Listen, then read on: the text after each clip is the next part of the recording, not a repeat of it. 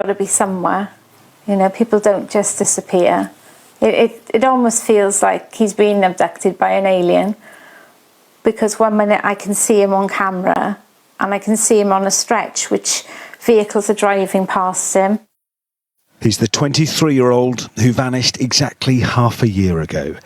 Despite numerous searches, little is still known about the circumstances surrounding the disappearance of Jack O'Sullivan. On that night, his parents had heard from him at 1 a.m, but soon realised there was a problem. I wake at 5:25 in the morning and I thought something was wrong. I just had a very odd feeling, so I go into Jack's room.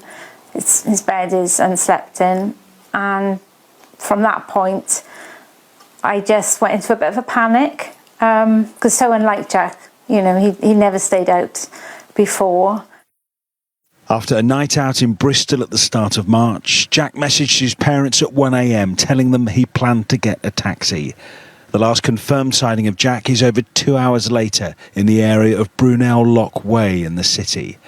10 minutes later, it's thought likely, but it's not been confirmed, that this is Jack on Plimsoll Bridge. And then again, 15 minutes later, a possible sighting on a slip road heading towards the Hotwells area. At 5 o'clock, Jack's parents noticed he wasn't home. His phone was found to be active until just before 7 a.m. In the area he was last seen, there are numerous images of Jack. His mother believes his disappearance is more likely linked not to the river, but the road.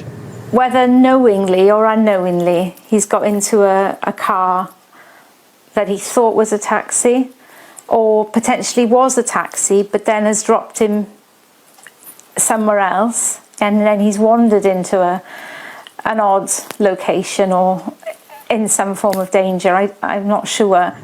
Avon and Somerset Police says it searched for 40 hours on land and 200 hours in the water. The force stresses its thoughts are with the O'Sullivan family.